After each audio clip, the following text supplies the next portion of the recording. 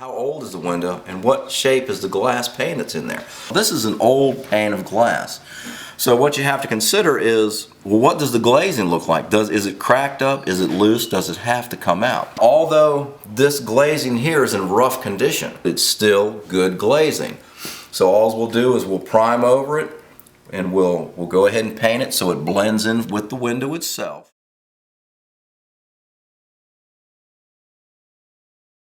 The last thing I want to do is try and chip this completely out and lose this pane of glass.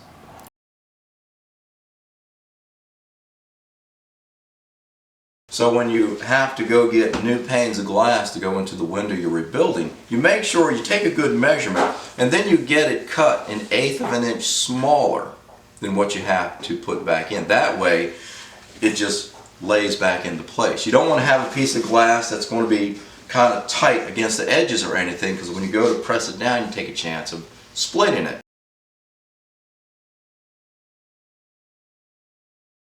After you set your glass in, you have to get your glazing points. These are these little metal pieces right here.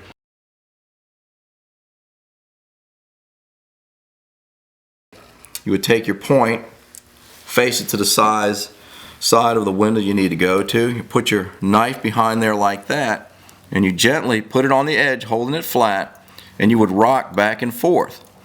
Now this would slowly penetrate, and you could place it inside the glass. You see the two little shoulders on there. You want to try and ride it all the way up into the shoulder, because when you glaze your window, you want your glazing to ride right about where that shoulder is. Now where your point is, you may hump out a little bit, but you want to be real close to that edge.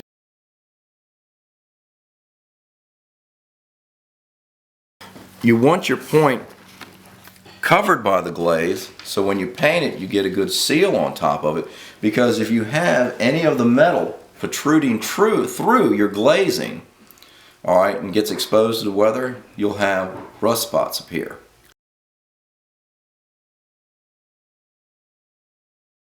So I'm going to get ready to glaze this window, and one thing I want to do is I'm going to wipe off the edges here to make sure it's free of any foreign debris.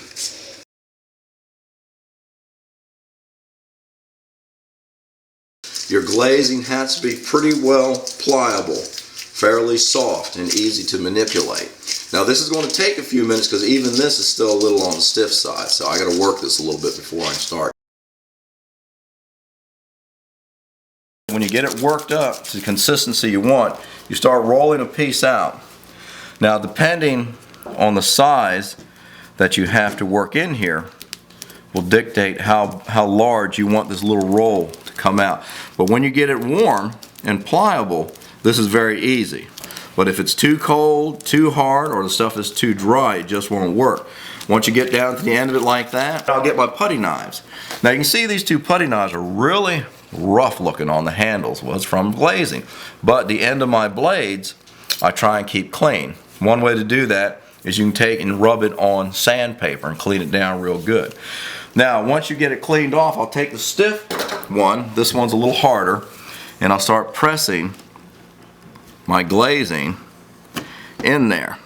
Now like I said, this is still a cold environment, so this putty will probably drag a little bit once we start working it, but once we go over it a few times, we'll get it in there. Now pressing the glazing in here helps give you a good seal. So you press it up in there real good. You know, if it's still wider than what you want, you just go back and press it a little more, because you can work your excess out.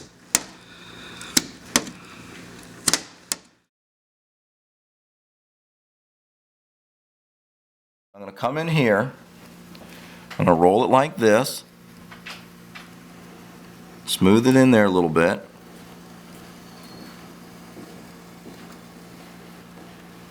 bring it down to the end, pressing it at an angle, you know, a little sharper than a 45 degree, because I want to mate up to the shoulder underneath and also to the top of this right here.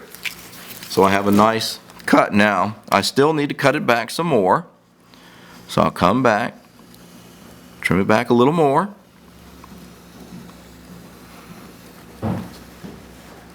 Cut that off right there. Pull that away. Get my excess, clean that up.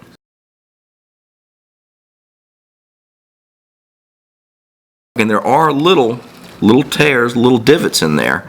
And so I'm going to smooth those out, because this will make a better seal. And you just take your finger, and you don't want to press real hard. This one is finished. We have glazing that we kept. We have the new glazing that we've already worked into place. Now, this will have to set for a few days to a week depending on temperature and humidity. The warmer and drier the air is, this will set up more quickly. The cooler, the wetter it is, it will take longer.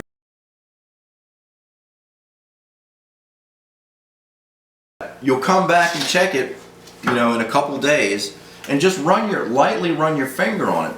If it feels cold and you can feel a dampness between your fingers, it's not ready to paint.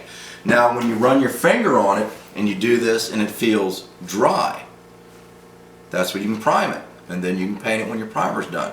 But the whole idea is to let that set and dry and skin over, is that if you paint it when it's too wet or too damp, it will turn black on you. It will turn dark on you because it's actually mildewing. So that's why it needs to be dry and skinned over before you prime and paint.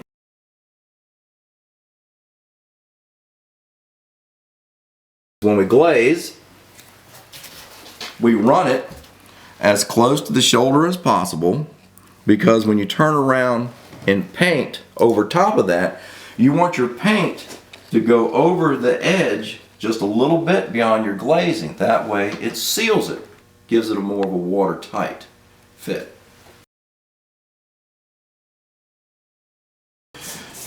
You've put your glazing in, you've let your window set for a few days, it was dry, you were able to prime the glazing, and then you can paint, and depending on your paint and your painting technique, sometimes you might have to do more than one coat. With that, our window is about done.